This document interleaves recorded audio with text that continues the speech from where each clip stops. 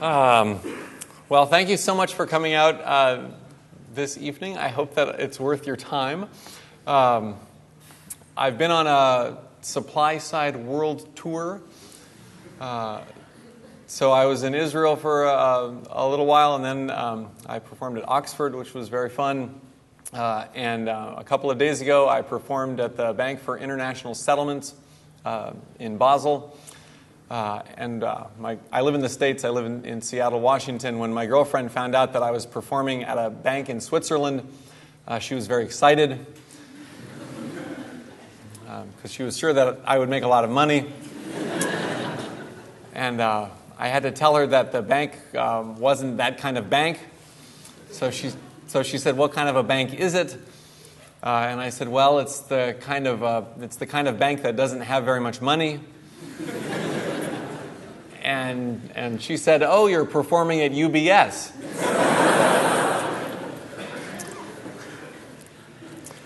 So it's been a real pleasure to be able to share what little I know about economics comedy with you. I am, in fact, the world's first and only stand-up economist. I really only have one thing going for me, and that's low expectations. But you shouldn't knock low expectations. Low expectations put George Bush in the White House twice. I'm not the only one counting the days, just for the record. I actually have one other thing going for me as a stand-up economist, and that is that I get to make fun of macroeconomists. You know that I'm a real economist because I can make... No, you know that I'm a real economist because I can make fun of subdisciplines that are totally indistinguishable to people on the outside. You know, people in Washington State, where I'm from, make fun of people in Oregon. People in Alabama make fun of people in Mississippi. People in prison make fun of people in graduate school.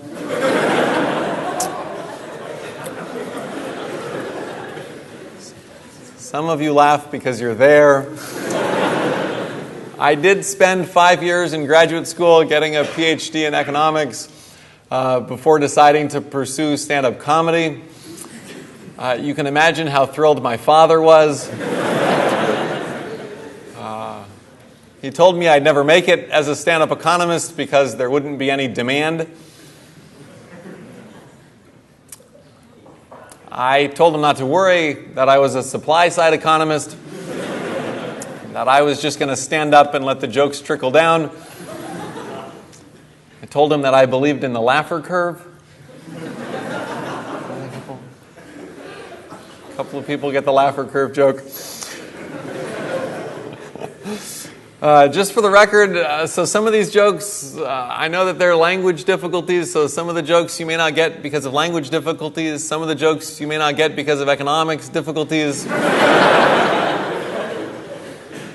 And some of the jokes you may not get because they're just not funny.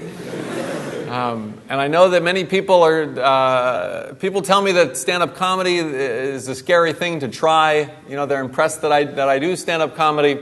Because what happens if you get up and you tell jokes and nobody laughs? You know, what happens if you fail? And that's happened to me, and it'll happen sometimes tonight probably. But don't worry about it. I'm an expert at dealing with failure because I used to teach introductory microeconomics.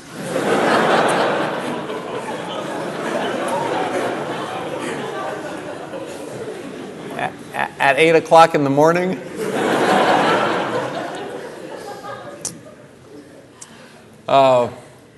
Another way that you can tell that I'm a real economist is that I can translate plain English into incomprehensible gibberish. But briefly, while I was in graduate school, I had the opposite ability. I could translate economic gibberish into plain English. And that's where this first piece that I'm going to do for you comes from. This is Mankew's Principles of Economics, translated for the uninitiated. So some of you may have seen this on YouTube. Don't worry, there's more new stuff that's coming. But for those of you who don't know, N. Gregory Mankiw is a professor at Harvard. He was the chair of the Council of Economic Advisors for President Bush for a couple of years, wrote the best-selling economics textbook in the U.S., and it's based on these 10 principles of economics, and here they are. What I generally advise people is to not really bother trying to read them because you practically need a PhD in economics to understand them. Fortunately, I have one, and so I have taken it upon myself to translate these for the masses. So we're going to begin by separating them into the first 7 principles, which are microeconomics, and the last 3, which are macroeconomics. The difference, of course, being that microeconomists are wrong about specific things, and macroeconomists are wrong about things in general. I think there's actually quite uncertainty outside of the economics world about the difference between micro and macro. My father, despite my having been in graduate school for 5 years, he still asks me every year what the difference is. And personally, and you'll see this through my talk since I'm a microeconomist, personally I blame the macroeconomists. I think that when people ask macroeconomists what the difference is between micro and macro, that they often say that microeconomics is the boring stuff. And you can understand why that creates confusion.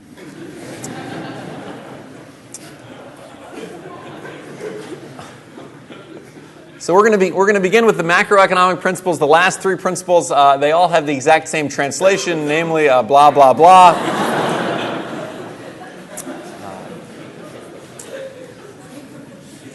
As proof, I need only remind you that macroeconomists have successfully predicted 9 out of the last 5 recessions.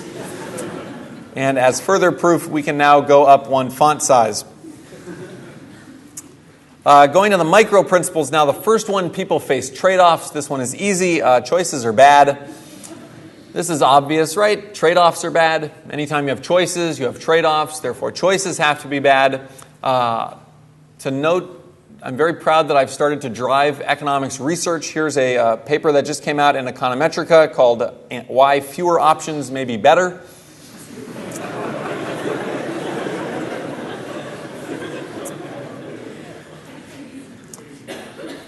And if you still don't understand why choices are bad, take a look at the second principle. The cost of something is what you give up to get it. Translation, choices are really bad. Now I have a fine demonstration of this for you. So let's say that someone offers you a choice between the Snickers bar, which you value at $1, or €1, let's say, right, and nothing, which you value at 0. Then what you can think of as your economic profit is the $1 of the Snickers bar minus the cost of what you give up to get it, which is nothing. Your economic profit is... Don't all answer at once. Is $1, right? Now, to see why choices are bad, let's say someone offers you a choice between the Snickers bar, which you value at $1, and some M&Ms, which you value at 70 cents. Okay.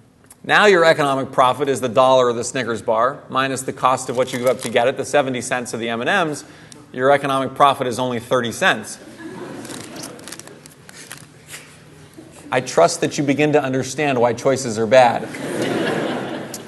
The worst possible situation, in fact, is being offered a choice between a Snickers bar and an identical Snickers bar.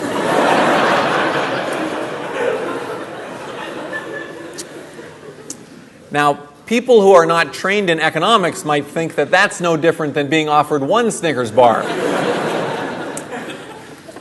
But that kind of sloppy thinking will never get you a tenure-track position. Simplifying then, choices are bad, choices are really bad. If you don't understand why choices are bad, I hate to break it to you, you're probably stupid. Moving on. Principle number 3, rational people think at the margin. Translation, people are stupid. Now, it is immediately obvious to the most...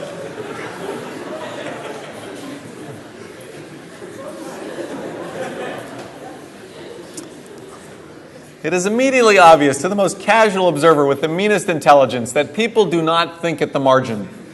Nobody goes to the grocery store and says, I'm going to buy an orange, I'm going to buy another orange, I'm going to buy another orange.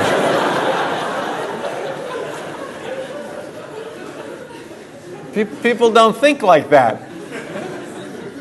But if people don't think at the margin, and if, as Mankiw says, rational people do think at the margin, we are led to a most unhappy conclusion. People are not rational. People, in other words, are stupid. But before you despair for humanity, take a look at the next principle. People respond to incentives. Now, the dictionary says that incentive is a noun. That means something that influences to action. Synonym is motive. So what Mankiw is saying here is that people are motivated by motives.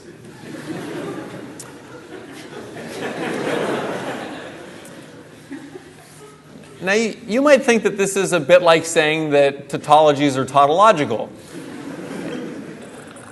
I mean, people would have to be pretty stupid to be unmotivated by motives. But remember principle 3, people are stupid. Hence the need for principle 4 to tell us that people aren't that stupid. Simplifying again, we move on to every economist's favorite topic, free trade. Principle 5, trade can make everyone better off. Translation, trade can make everyone worse off. Now you may wonder how the translation of principle 5 is the opposite of the principle itself. I have a proof of this fact that will blow your mind. Here we go. I want you to compare the following two statements. One of them is trade can make everyone better off, and the other is trade will make everyone better off. Now, if you had to choose which of those to put in your textbook, it's no contest, right? The second statement is better. But Mankiw uses the first statement instead. Right? And there's only one possible explanation of why. The second statement has got to be wrong. In other words, trade can make some people worse off, and from there it's just a hop, skip, and a jump to trade can make everyone worse off. Now, I figured some of you might have some questions, so I rushed back and I put in a footnote with some details there. There we go.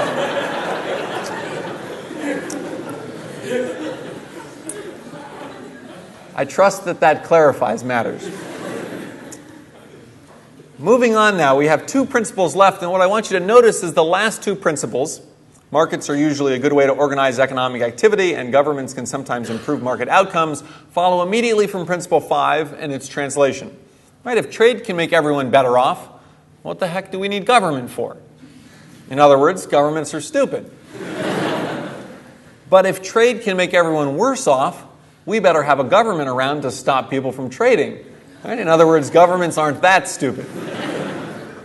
So there are the principles of economics, and what I want you to notice is how subtle economics is. People are stupid, but they're not that stupid. Governments are stupid, but they're not that stupid. The only thing that's not subtle about economics is that choices are always bad, really bad. So there's my website, standupeconomist.com.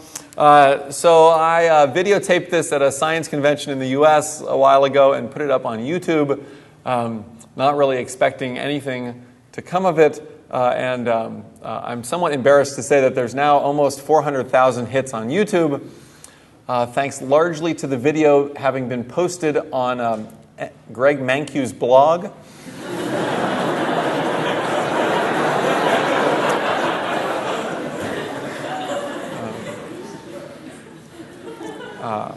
It turns out he's a big fan. He's quite a mensch. Although I should also note that I have yet to get a tenure-track position anywhere. So one of the great things about YouTube is that not only do apparently a great many people waste their time looking at YouTube videos, but a significant fraction of them also further waste their time posting comments on YouTube. And I want to share some of these comments with you. My all-time favorite comment: I can't tell whether this is supposed to be funny or educational.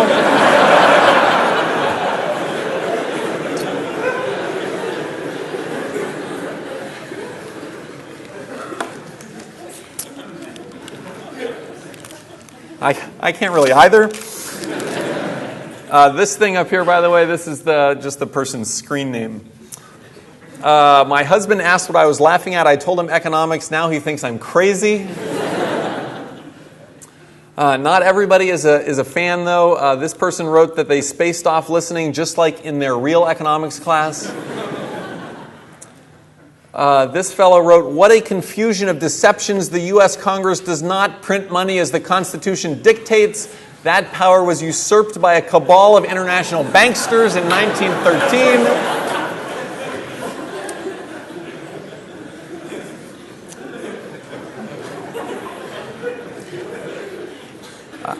I actually spent many hours trying to decide whether banksters was a typo for bankers.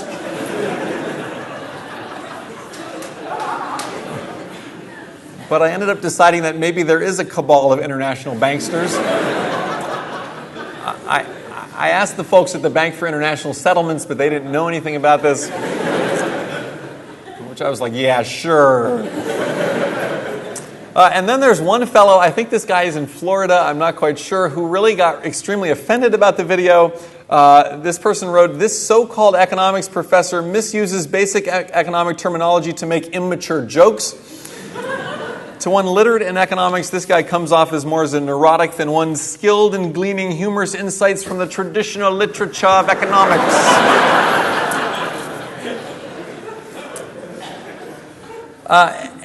And then he writes two further statements, one of which is, I think, the most incorrect statement ever in the history of the world.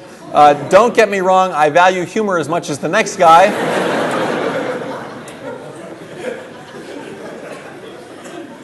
Combined with another statement, which I think is the most correct statement ever in the history of the world. There is nothing funny about misconstruing utility with economic profit in the minds of college students. And then, of course, after this guy posts this on YouTube, there are people who come to my defense. Right? Namely, this fellow here who writes, "Chasna, this other guy, has no sense of humor.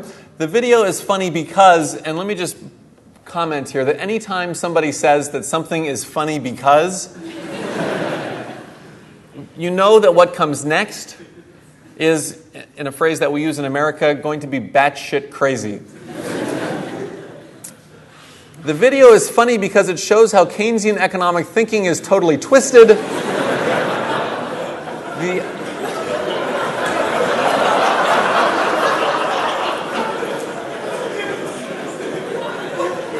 The only economic framework that actually functions in the real world is the Austrian school of thought, and this guy just goes off on the Austrian school of thought.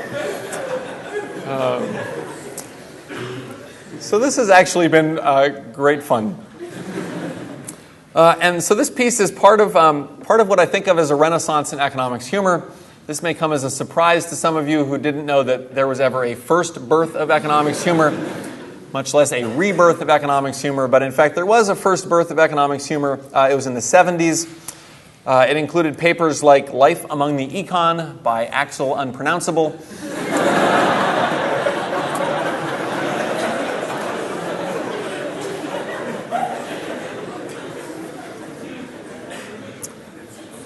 This was published in Economic Inquiry in 1973, and it's absolutely worth a look. It is a fake anthropology paper about the Econ tribe.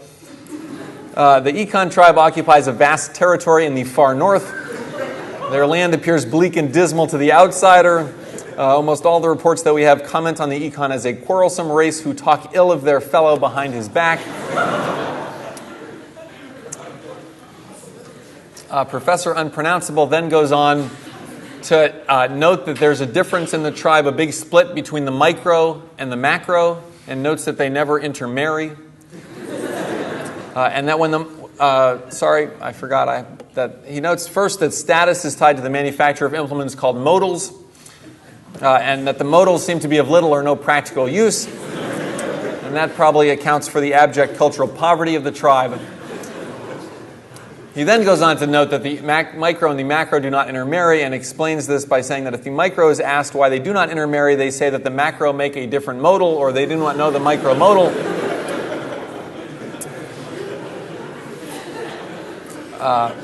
He further clarifies this with, here's the micro modal.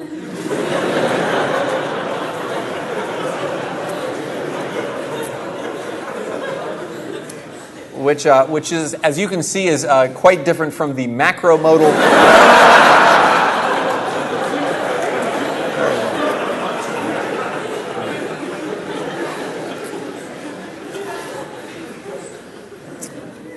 That should explain many things.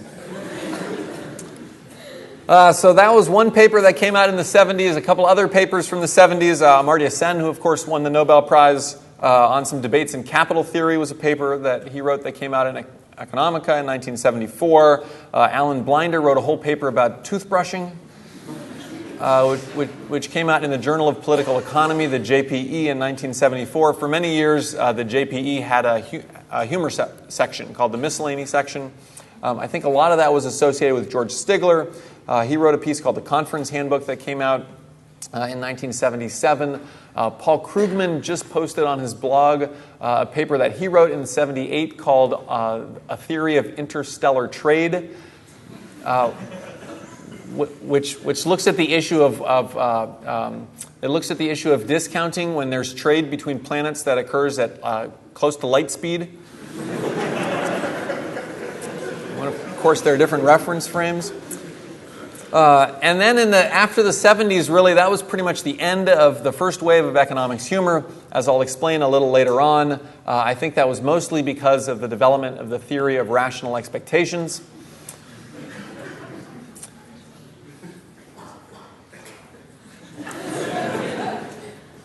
There were a couple of papers in the 80s that I'll mention to you. One of them was Macroeconomic Policy and the Optimal Destruction of Vampires. This paper was written by Dennis Snower, who's at the University of Kiel, I believe.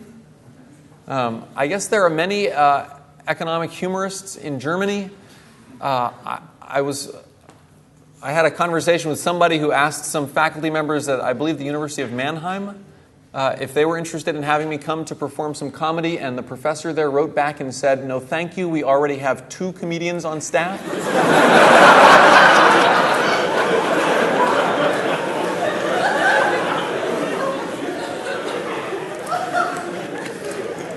I'm not kidding.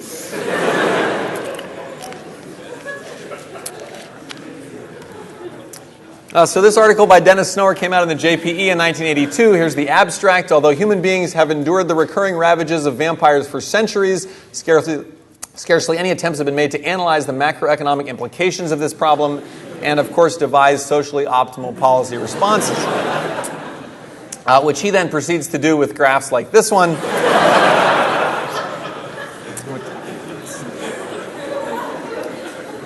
So this should be familiar to some of you. On the x-axis here, we have the population of humans. On the y-axis, we have production of stakes in the economy for stabbing the vampires through the heart. We have a very nice saddle path here.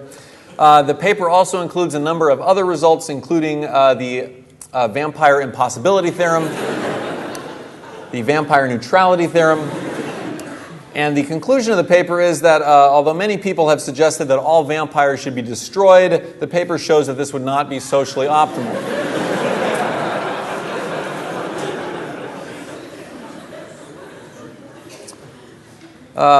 Another example from the 1980s, Preston McAfee wrote a paper that was published in the American Economic Review in 1983 called American Economic Growth and the Voyage of Columbus. This paper is a counterfactual analysis of what economic growth would have been like in North America if Columbus had not stumbled across North America. McAfee is now the editor of Economic Inquiry, and he's brought back a miscellany section. So for many years, there was no outlet for humor in the economics profession. I'm pleased to say that that's changed, that Economic Inquiry now accepts submissions of funny papers.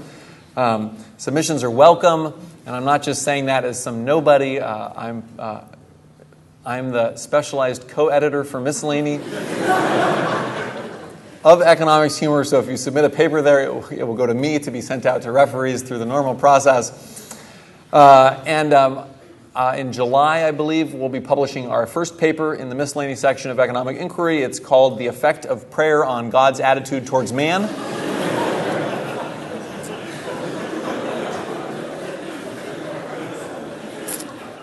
And it was written by Nobel laureate Jim Heckman, who is at the University of Chicago.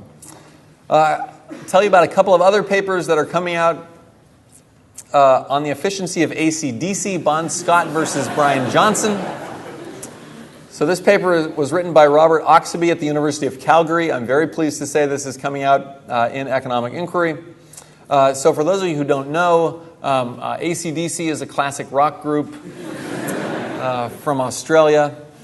And they had this fellow here, Bon Scott, famous for the song Highway to Hell, was their first singer. first lead singer of AC/DC until 1980, when he died outside of a London club of acute alcohol poisoning.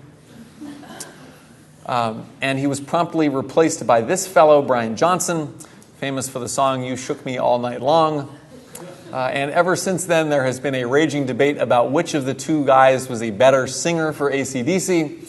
Robert Oxenby tackles this problem by having students play the Ultimatum Game.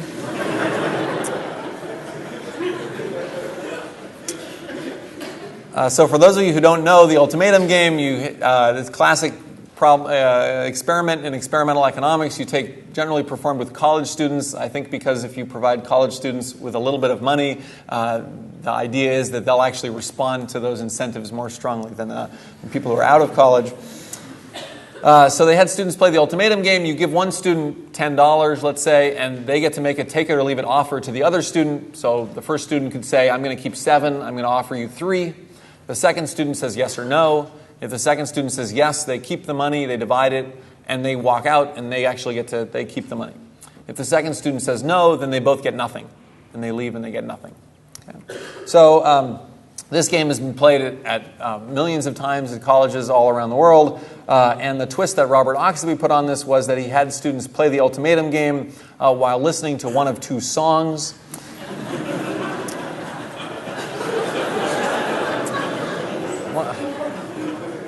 One of them was Brian Johnson's "Shoot to Thrill." The other one was Bon Scott's "It's a Long Way to the Top If You Want to Rock and Roll." And what he found was that those listening to Brian Johnson made higher offers and accepted lower offers.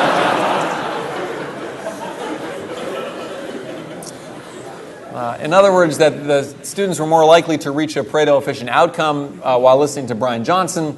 His conclusion is that the question as to who is a better singer may never be resolved, but in terms of affecting efficient decision-making among listeners, Brian Johnson was better. And he concludes that the results may have important implications for settling drunken music debates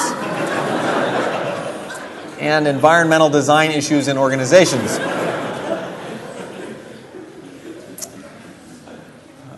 Two bonus jokes in this paper, one of them from a footnote that said that they considered extending the research to the Van Halen debate but couldn't obtain ethics clearance to play Van Halen. And the other bonus joke was actually courtesy of Stephen Levitt, who wrote the book Freakonomics, who posted something about this paper on his blog, but he didn't realize the paper was a joke.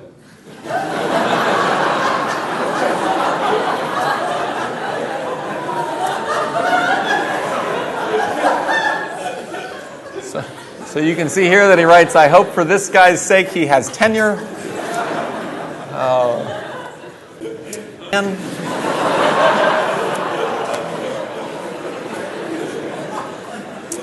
This paper was written by Gregor W. Smith, also in Canada. It's coming out in the Journal of Money, Credit, and Banking.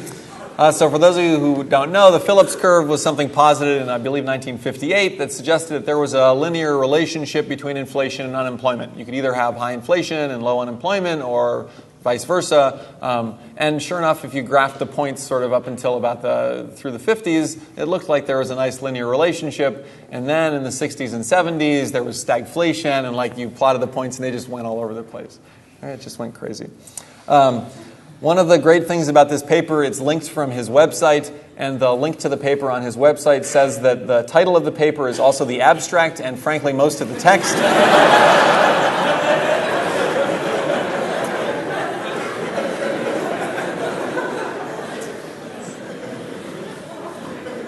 Which is pretty much something that we should aim for in all economics papers, I think. The rest of the paper is taken up by this graph.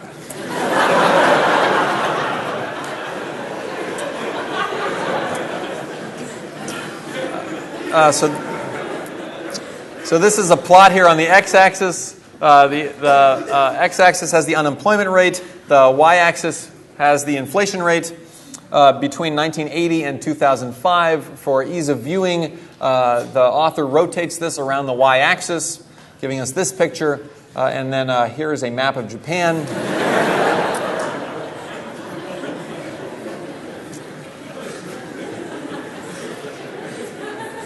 The author notes that the island of Hokkaido is clearly visible up here, as well as right here is the Bay of Tokyo. Extremely impressive. A little bit about my own research. So I'm working on a couple of papers that I'll tell you a little bit about. Political dynasties and public choice. So as I've been going on my world tour, I found that many people I figured would have questions about the American political system and our method of choosing presidents. And I found that people have actually been less curious about our current method of choosing president than in figuring out what happened 4 and 8 years ago when we chose a president. And so I have written this paper to clarify matters. The motivation for this paper is to explain, especially to foreigners, the success of the American political system in choosing presidents. And let's start with this stylized fact. So let's assume that there is some probability, p greater than 0, that the politician's progeny, the politician's son or daughter, will be elected president. Okay? So that's stylized fact number 1. Stylized fact number 2 is that the progeny is no good.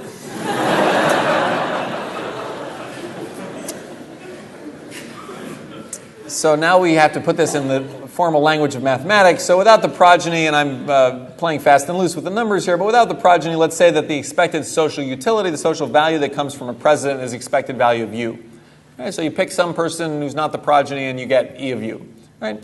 With the progeny, generally you get some social value w, which is less than e of u. Okay. W is just a variable here. It's not a...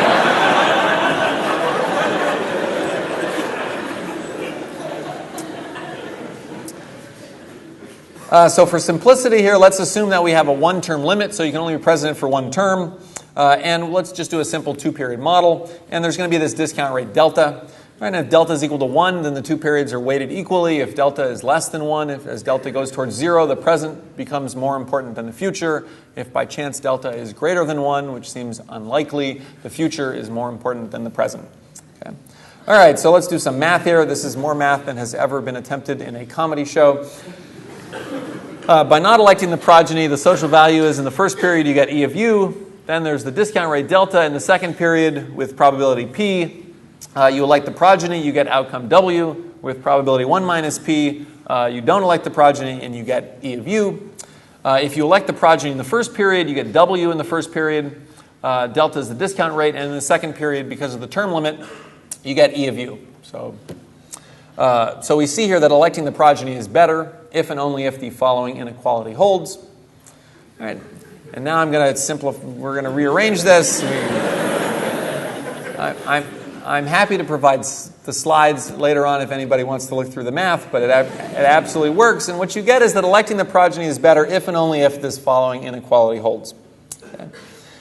Now, under normal circumstances, p times delta is less than 1. P is the probability that the progeny is going to be elected, right? That's always less than or equal to 1. Delta is the discount rate. Delta is, usually the present is more important than the future, so usually delta is less than 1, so their product is usually less than 1. And if that's the case, if p delta is less than 1, then electing the progeny turns out to be a good idea. Electing the progeny in the first period is a good idea, if and only if the progeny is actually better than whoever you'd get otherwise. However, if p delta is greater than 1, then the reverse holds, right? Like this inequality over here flips around because this becomes negative, right? And then you want to elect the progeny if w is less than expected value of u. And what I want to note here is put yourself in the mind frame of the American voter in the year 2000. Okay, 2 things were true back then. One of them was that we knew that this George W. Bush fellow had a good chance of being elected president sometime. He was the son of a president. He had Texas Rangers, Texas. Irresistible. So P was very high. The other thing to remember is that in the year 2000, this was before 9/11. Okay? People wrote books about called The End of History.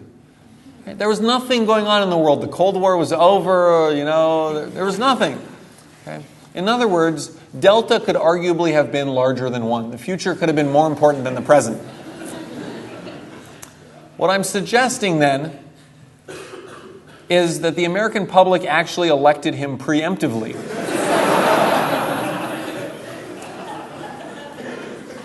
Because now he can never hurt us again.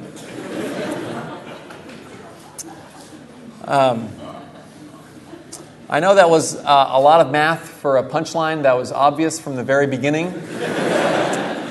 But that's why I think it makes such a great economics paper. Incentive compatibility in the hospital.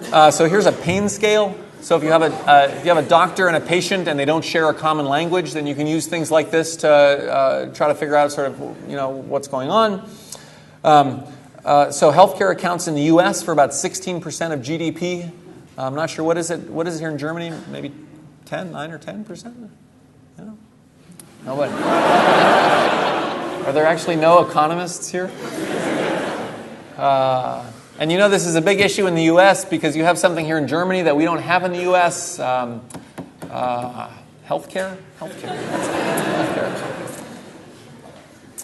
So healthcare accounts for 16% of U.S. GDP, and because we have this private system, we have all these problems with adverse selection and moral hazard and things like this, and resources are wasted.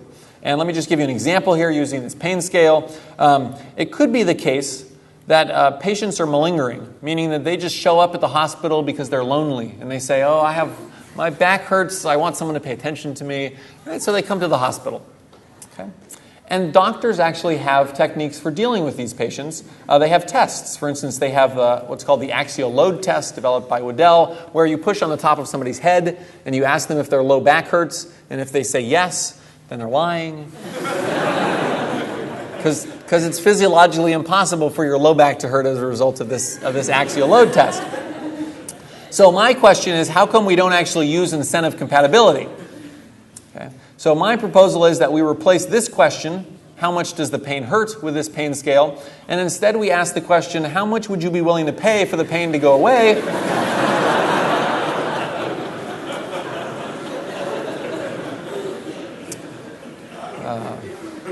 And that takes care of it.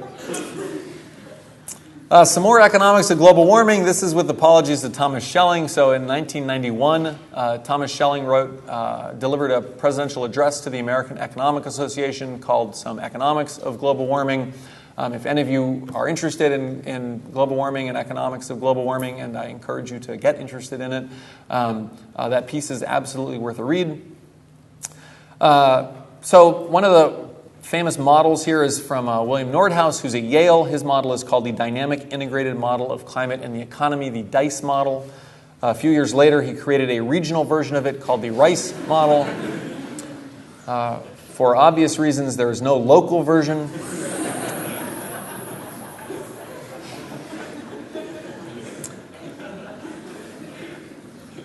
I have my own model of climate and the economy. It is called the value-laden, assumption-laden, nicely intertemporal, largely linear approximation integrated model of climate and the economy, or the vanilla ice model.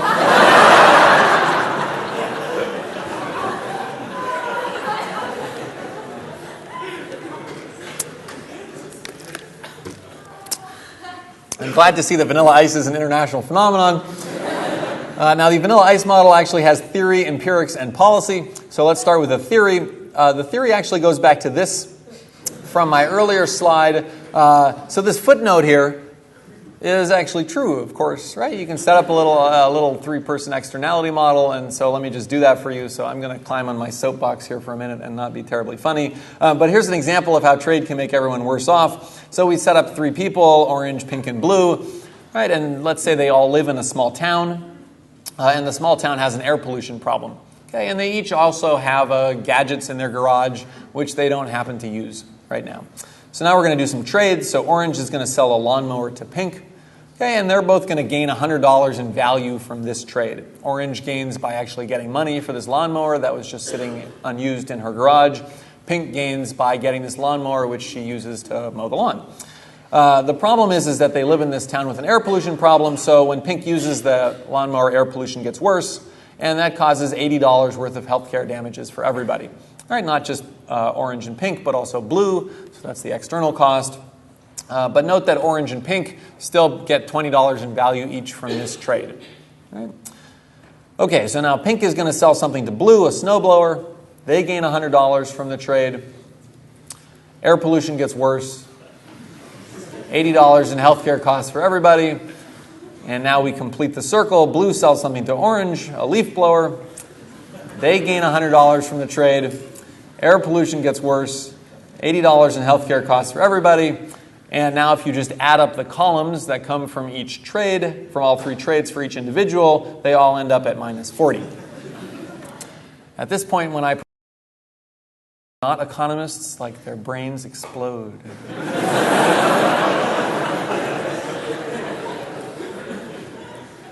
So the point is, it's a real simple made-up model, but the idea, of course, each person's trades are individually rational, right? But altogether, the trades hurt everybody. There's a little connection to climate change here. Oh, we could just label the people.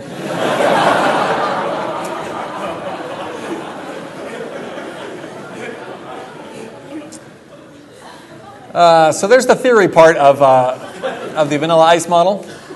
The empirical part of the vanilla ice model, so the evidence of global warming is pretty much everywhere. Here is earlier spring snowmelt in New Hampshire. So this shows the downward slope here indicates that the snow is starting to melt earlier every year in New Hampshire. Here's a similar graph for bird migrations in the UK.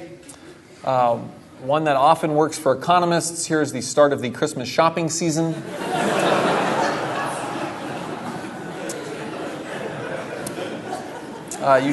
You should note that there's a structural break here, and that if trends continue by 2048, the Christmas shopping season will actually start prior to the previous year's Christmas.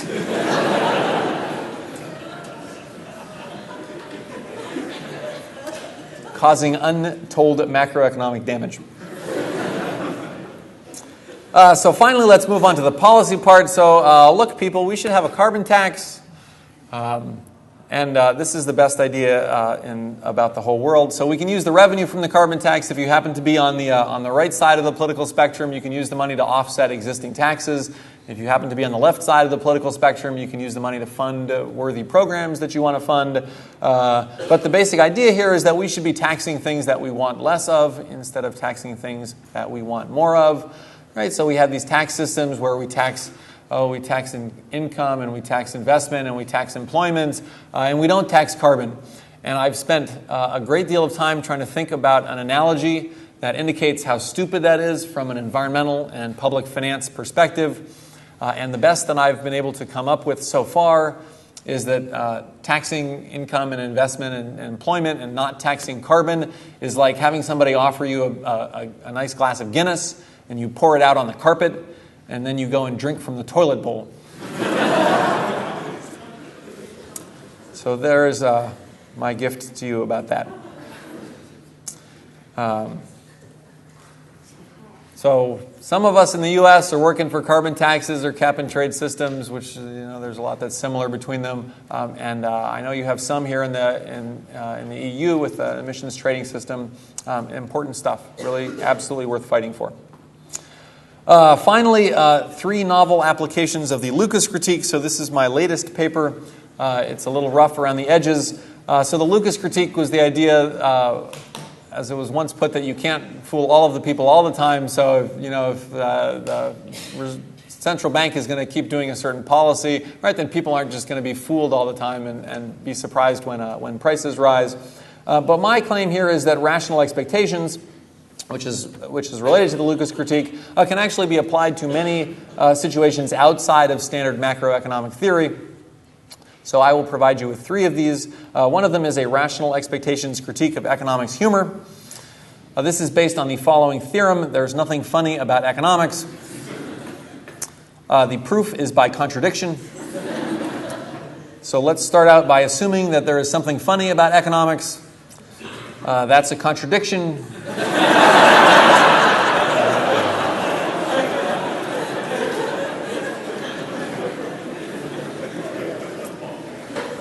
QED. This proof actually has a couple of claims to fame. One is that it is the world's shortest proof by contradiction. And the other is that it is the world's only proof by self-contradiction. Secondly, a rational expectations critique of rental car washing. So I don't know if this quote has come over here to Europe, but Larry Summers, formerly the president of Harvard, also the Treasury Secretary, has this quote, which is reasonably famous: in the history of the world, no one has ever washed a rented car, which is supposed to say something about importance of property rights and things like this. So once this came out, it was immediately subject to a variety of empirical tests, including this one. There's an Avis rental car manager who's quoted as saying, "It happens all the time."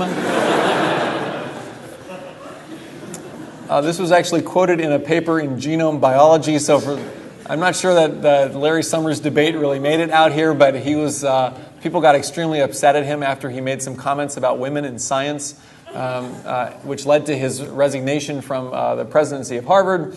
But this paper was in genome biology was called "Foot and Mouth Disease." So this was one of the things that they looked at. Brad DeLong, who's an economist at Berkeley, also has on his blog a bunch of people wrote in to say that they had washed rented cars. However, I have what appears to be the first documented proof of this. Namely, I did a Google search on images and I couldn't come up with any. But here's a picture of my father washing our rented car in Israel a week ago. I should note that it makes total sense that my father would wash a rented car because he grew up on a kibbutz and knows nothing about property rights or anything like this. But the Lucas critique of rental car washing, of course, is different. The Lucas critique of rental car washing says that people should wash rented cars simply because Summers says that nobody's done it. And so what I want to encourage you to do is to send me emails with pictures of people washing rented cars, especially famous economists, and then that will be the Lucas critique of rental car washing. We can also do some comparative statics here. So this is just a joke for the grad students, I guess, but the comparative statics suggests that the number of people that we find who actually wash a rented car is going to be greater than the number of people getting an oil change for a rented car. And that in turn is going to be greater than the number of people who purchase a set of new tires for a rented car. So we can do some comparative statics. Finally, a rational expectations critique of macroeconomics. So this is something that I modestly call the Lucas Bauman hypothesis.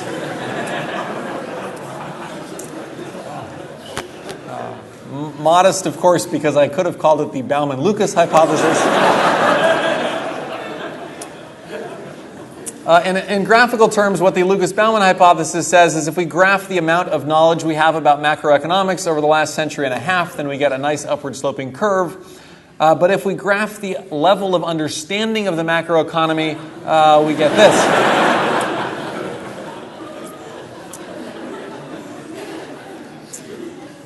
And the Lucas-Bauman hypothesis attempts to explain why, and the answer is that it has to do with the Lucas critique, namely that advances in macroeconomics produce complexity in the macroeconomy that actually offset the advances. Or in more simple language, macroeconomics is pointless. I should note that the Lucas-Bauman hypothesis also explains the classic macroeconomics answer to the question of why did the chicken cross the road, which macroeconomists, of course, respond to by saying, well, because of a series of unexpected developments in global financial markets.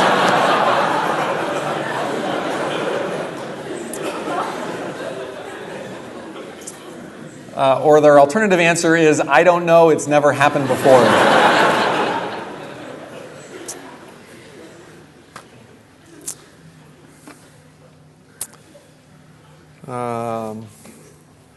Let's see.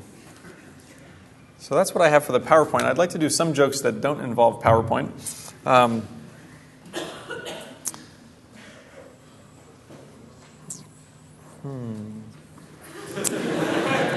Is it okay if I go maybe a minute or two past 8 o'clock? Is that all right? Okay. So I don't know if this will work, but I'll try a joke about... I want to do some... sometimes the economics jokes are a little hard for me, so I try to do jokes about easier things. Like I try to do some jokes about the war in Iraq that appeal to people across the political spectrum. This is hard in America because there's no political spectrum left in America. Everybody's either like red state or blue state, and that's it. So what I do in America and what I'd like to do for you here tonight is actually create a political spectrum. So for the next few minutes, I want you to imagine that you're American voters, and this is nicely divided into 3 groups. So you folks over here on my left, for the next 10 minutes, you guys get to be my left wing.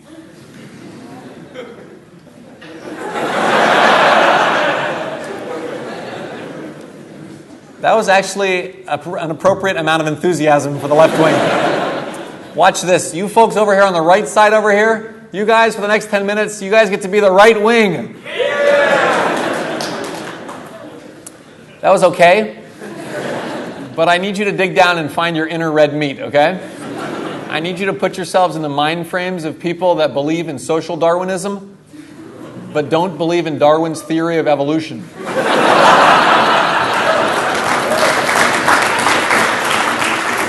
So for the next 10 minutes, you guys over here, you guys are my right wing.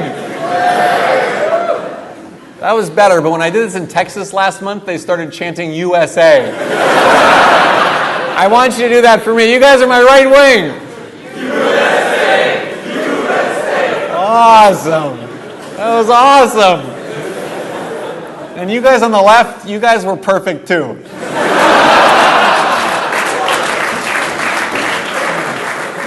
Because while the right wing was chanting USA, you were just sitting there looking befuddled and vaguely unpatriotic.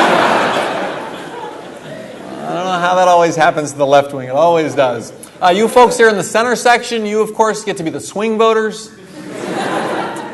I know it sounds like a big responsibility, but don't give it a second thought. You guys, all your job is really you get to be clueless and apathetic. And then every 4 years, you determine the fate of the free world. And that's like the miracle of American democracy. You guys are like the idiot savants of democracy. And that's what happens in America. Like when the country is evenly divided and we need somebody to cast the tie-breaking vote, we turn to Rain Man.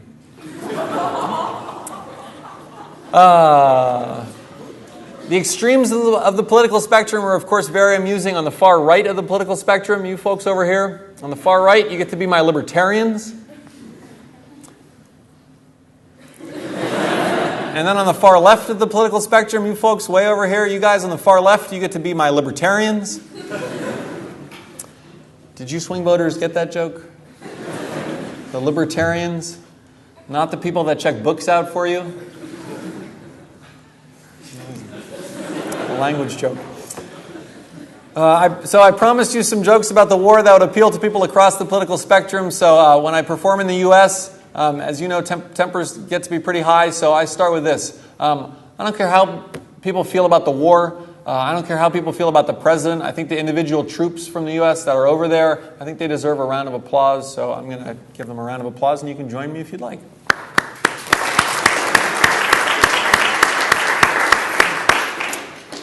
It's not their fault they're over there. I can't believe I have to give a disclaimer before asking for a round of applause for the troops, but the political situation in the U.S. has become extremely divisive.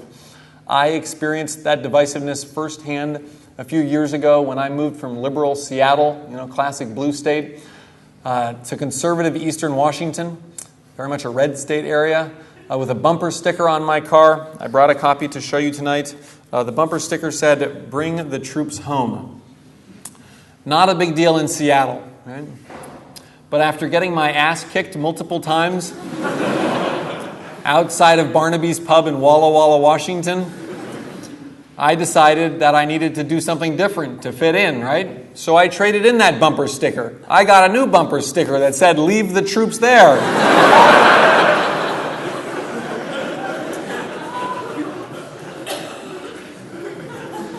That one didn't work either. So then I went for something neutral. I got a bumper sticker that said, "I don't know about the troops."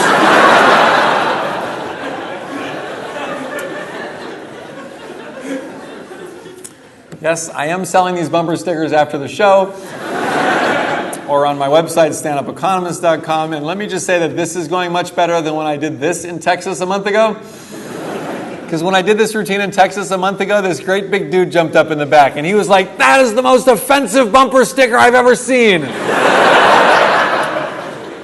Well, I think I've been hanging out with economists too long or something, but I took that as a challenge. I looked at him and I said, you think this is the most offensive bumper sticker you've ever seen? And I reached into my bag and I said, apparently you haven't seen this one. It says, if the troops weren't all in Iraq, I'd shoot one myself.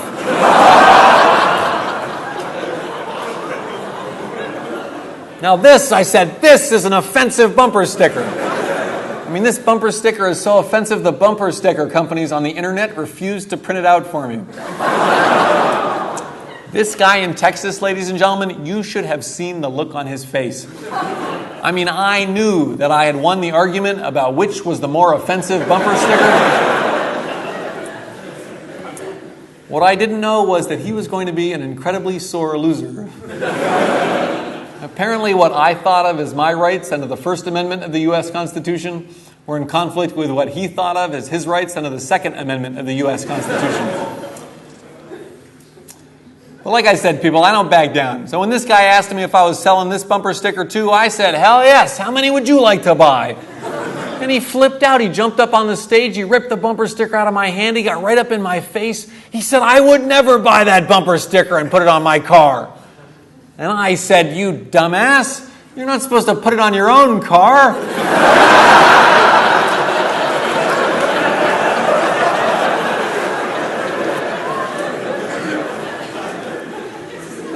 It's got instructions right on the back. Step 1, locate Hummer.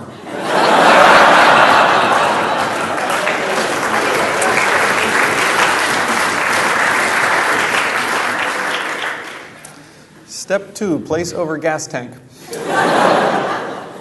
Sometimes when I do that routine, believe it or not, people doubt my patriotism. So let me be clear about my point. If you're driving a Humvee around Baghdad, I want to thank you for the sacrifices that you're making for my country. If you're driving a Humvee around Boston, I want to put my foot up your ass. I totally support the troops. I have extra respect for the military because I'd be such a terrible fit for the military. No, I mean, look at my arms. I'm like human veal. If I went to boot camp, I'd be afraid that the drill sergeant would tell me to drop and give him 5 push-ups. As far as the U.S. military is concerned, I only have one thing going for me. I'm not openly homosexual. But if they reinstate the draft, ladies and gentlemen, that is going to change.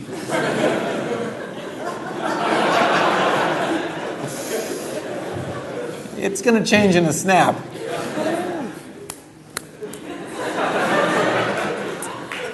I'm still working on my snaps. It's not just going to be me, though. That's the military's policy. Right? In the U.S., if you're out, you can't get in. You can't even get by if you're bi. So if they reinstate the draft in America, gay is going to be the new Canada. And I want to be there. I have a little economics version of that routine. It starts with me moving from Seattle to Walla Walla with a bumper sticker on my car that says, the costs of the Iraq War exceed the benefits.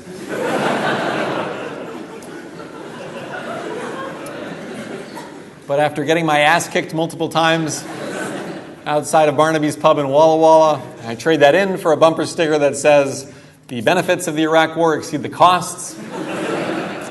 And then when that doesn't work, I go for something neutral. I go for a bumper sticker that says, I don't know about cost-benefit analysis.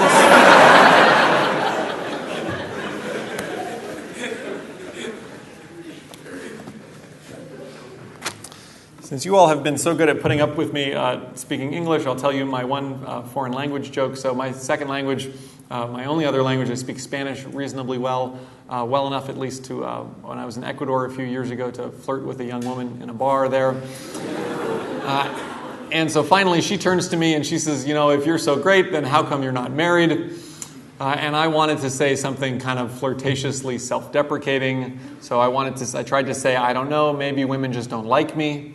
And what I ended up saying was, tal vez no me gustan las mujeres, which means maybe I don't like women.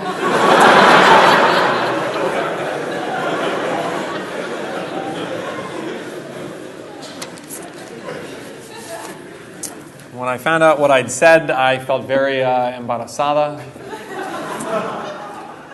So let me close. Let me close with some jokes. Some you might be an economist if jokes. So these are kind of a takeoff on, if you know Jeff Foxworthy, he tells it you might be a redneck if jokes in the U.S. These are you might be an economist if jokes. You might be an economist if you're an expert on money, but you dress like a flood victim.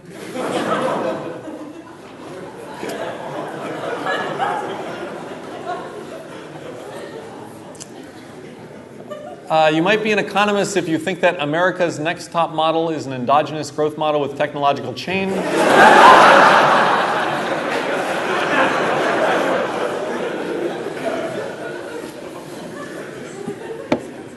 You might be an economist if you can't stop talking about how great the private sector is, but your job is in the public sector.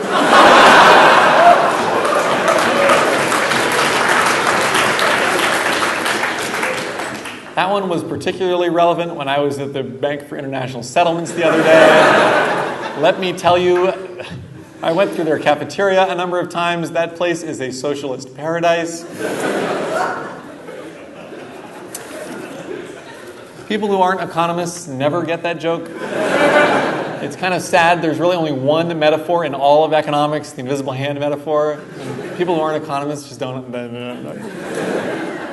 You might be an economist if you have ever gone to a bank or other financial institution in order to try to get a date. You might be an economist if you think that supply and demand is a good answer to questions like, where do babies come from?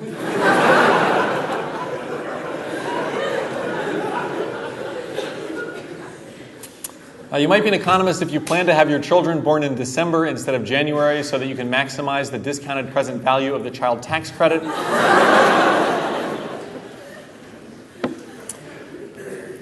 You might be an economist if you adamantly refuse to sell your children because you think they'll be worth more later.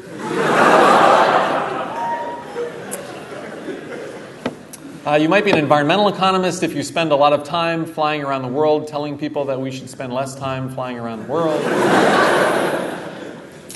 You might be a game theorist if you're an expert on poker but you never actually won a hand. Finally, this one has a slim chance of working. It almost never works, but I love it, so I'll say it anyway. You might be an economist if you read your fortune cookie out loud at a Chinese restaurant and put "at the margin" at the end of it. So let me explain why that joke is funny. So you have fortune cookies here in Chinese restaurants. Apparently fortune cookies come from Japan, not from China, but whatever. In the U.S., we have fortune cookies at Chinese restaurants, and the tradition among hip young people is to read your fortune cookie out loud and put "in bed" at the end of it. So that, for instance, you say, hard work will be greatly rewarded in bed. And then everybody laughs. And so if you, the reason why that joke never works, the one about the fortune cookie and at the margin, is that if you do a Venn diagram, then here are the people who are hip enough to know that you're supposed to put "in bed" at the end of what's on your fortune cookie. And here are the people who know what "at the margin" means. And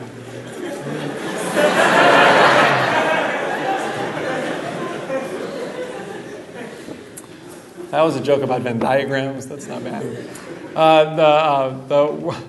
The worst time I've ever had doing stand-up comedy, I've had a wonderful time tonight, by the way. The worst time I've ever had doing stand-up comedy, my father lives in San Francisco and goes hiking every Tuesday with a group of retired German immigrants. True story. And so the last time I was down visiting him, the next thing I knew, I got an email addressed to everybody in his hiking group that said, "My son is coming on our hike and will provide free comedy at lunchtime." So there I was in Mill Valley doing economics jokes for a group of like 15 retired German immigrants. It didn't go over very well. And so I figured as long as I was dying, I might as well do this joke that never works anywhere. So I did the fortune cookie joke, and of course they didn't get it. But perhaps there's something in the German psyche that leads them to inquire as to why the joke was funny. So this woman came up to me afterwards and insisted on knowing why the joke was funny. So I proceeded to spend 10 minutes explaining to her about at the margin and fortune cookies and in bed and all this stuff, right? And so finally, after 10 minutes, She walks away, she's satisfied, she turns to walk away with her hiking companion, and I hear her say as she's walking away, she turns to her friend and she says, "I still think it's about computers."